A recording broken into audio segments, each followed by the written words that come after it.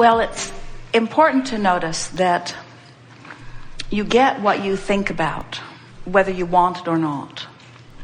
And that what manifests is always a perfect indication of what you've had going on vibrationally.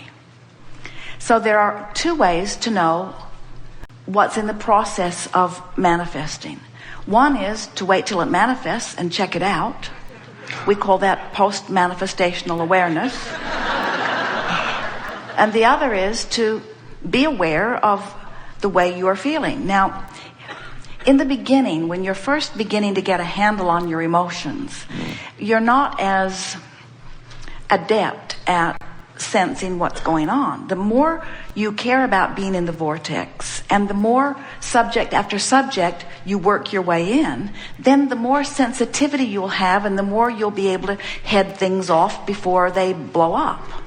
But it is important to notice that no matter what happened, you can get to where you want to be from wherever you are. So if we were standing in your physical shoes, rather than beating the drum of this drama, the drama of this drama, we would instead just acknowledge that contrast is just something that is there for you to decipher and to choose from, and then decide what you want from there.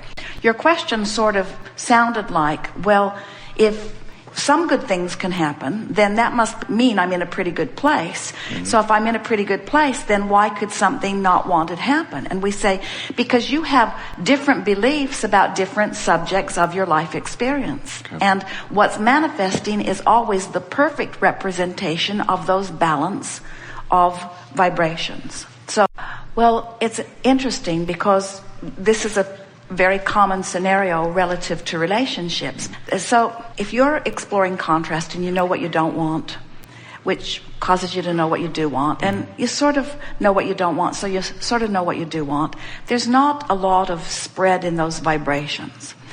If you know what you don't want, so you know what you do want, and you don't do anything about lining up with what you do want, so you know what you don't want, and you know what you do want, what happens is that vibrational spread just gets bigger and bigger and bigger and bigger until eventually there's quite a bit of momentum going relative to this.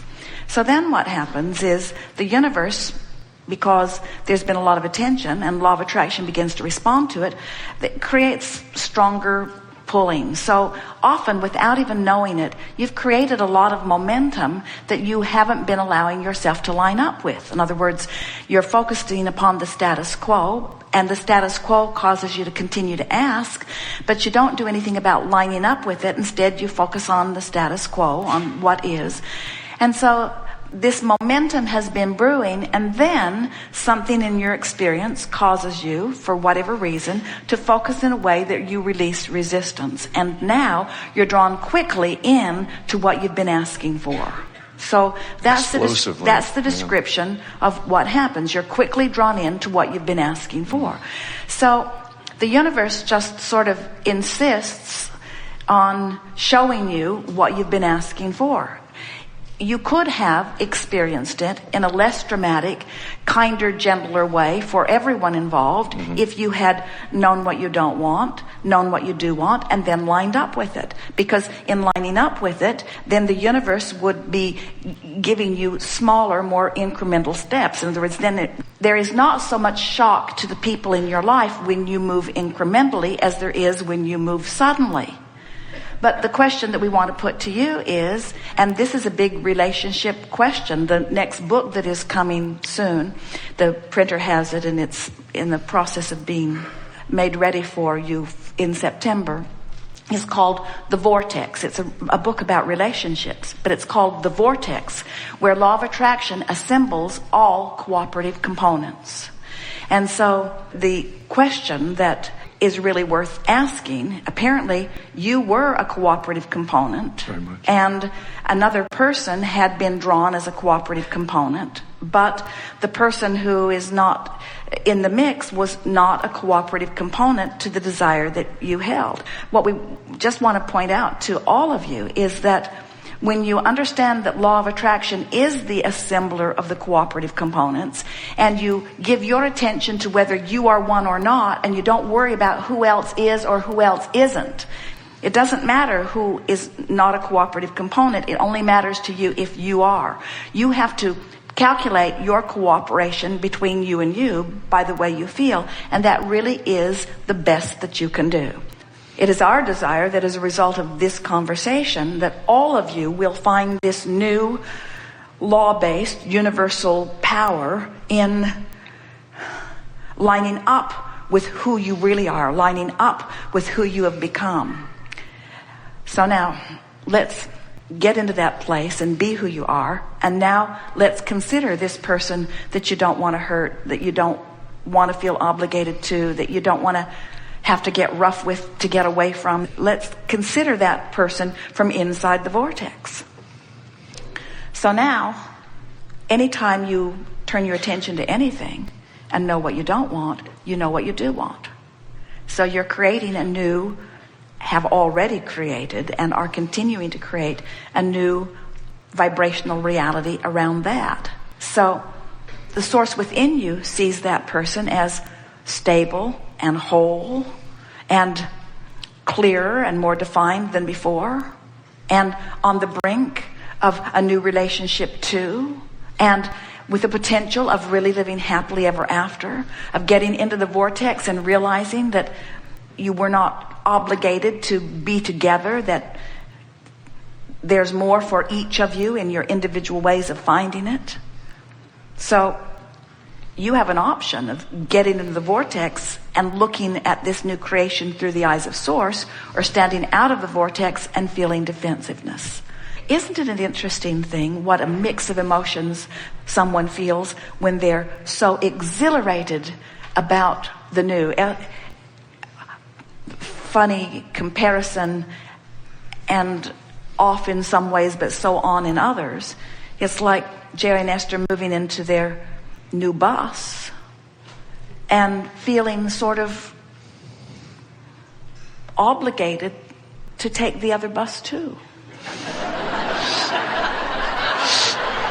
Esther said, "Oh, bus, you were so good to us." And then she said, "Some other very happy people will come and take you for a ride really soon."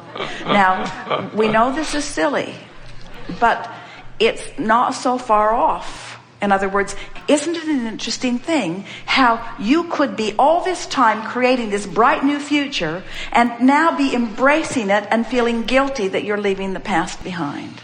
Isn't that interesting? Like you have some obligation to it, and we say the past fulfilled its purpose by projecting itself into the future. And when you step into the future, which you've got to do, because if you don't keep up with you, you'll be torn apart, you see. This is the thing that we want you to hear. You're not going to another person and leaving that person behind. You're going to the you that you have become, and that's the person that rendezvous with the you that you have become. Can you hear the big difference? And so the old bus might be saying, "But wait, I could be that. I could keep up with the you that you have become." And we say, don't try to work relationships like that.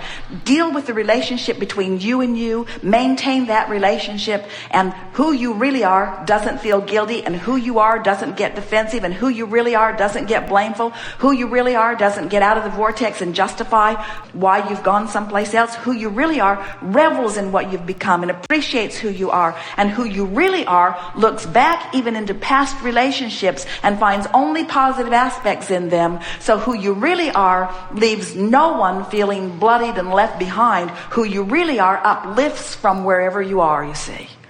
From in the vortex, you say to someone that you're leaving behind, "I appreciate all that we were together, and I appreciate the expansion that you've provided for me and that hopefully I've provided for you. And with everything I am, I know that life should be good for you because you are worthy of a very good life. And it is the thought I hold always about you." And when you hold anyone in that light from inside the vortex, when they think of you, if they're anywhere near the vicinity, they will be uplifted by their acknowledgement of that which you are, you see. So what did we just say? Let your relationship with the vortex be the dominant relationship that you're attending to, and let law of attraction take care of everything else.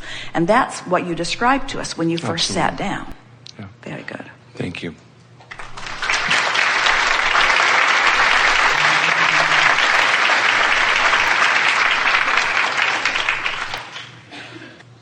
It's a little tricky, isn't it? Because from outside the vortex, you have all of these possibilities, because there's thousands upon thousands of books that have been written about that very subject. When you're outside the vortex, you're just trying to match up all of these components. Well, how did we come together, and what responsibility do we have, and what did you do to me, and what did I do to you, and where did you come from? And you probably got that way because of your mother, and I wonder what her mother was like. And then there was that counselor that we had, and that counselor was wacko, and that counselor didn't know anything that we were talking about, and there are this factor and this factor and this factor, and then these, and you just kill me now. It's just too many moving parts and impossible to sort out, you see.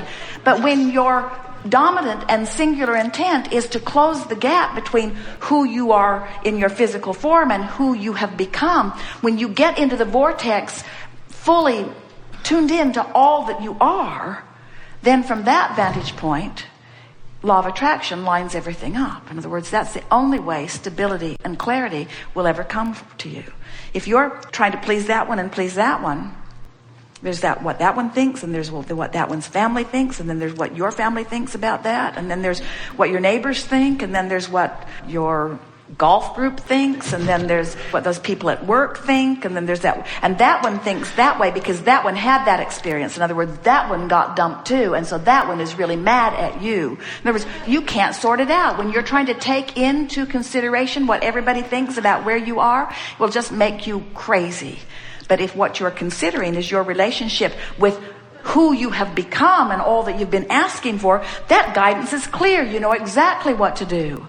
So it's not just about what to do about it, it's about how to feel about it. You feel your way into the vortex.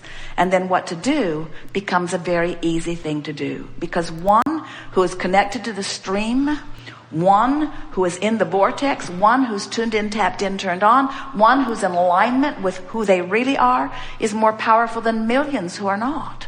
So imagine following your own bliss, following your own heart, coming into alignment on subject after subject, and then from that in the vortex position, now looking back in appreciation of everyone who helped you along the way, and giving benefit back to them from your in the vortex place, you see.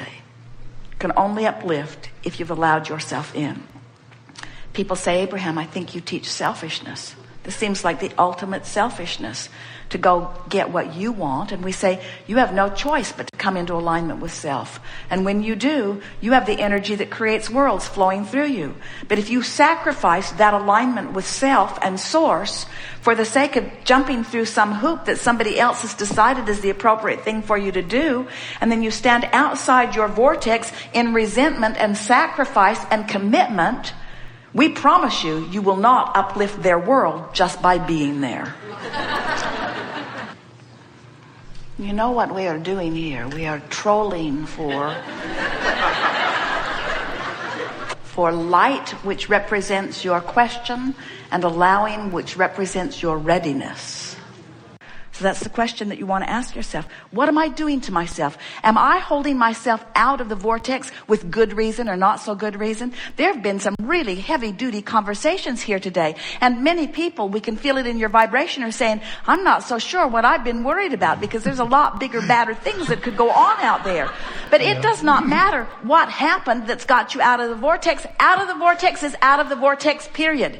It doesn't matter if it was a big reason, like someone killing themselves that you love, or somebody trying to, or being raped or plundered. It doesn't matter what the reason is that you're out of the vortex. The only thing that matters is that you are, you see. And it doesn't matter how long you've been out. It doesn't matter how big the reason is that you got out. Doesn't matter. Out of the vortex is out of the vortex, and in the vortex is in the vortex. And you now know the difference. You now have no more excuses. You now will have no trouble getting into the vortex.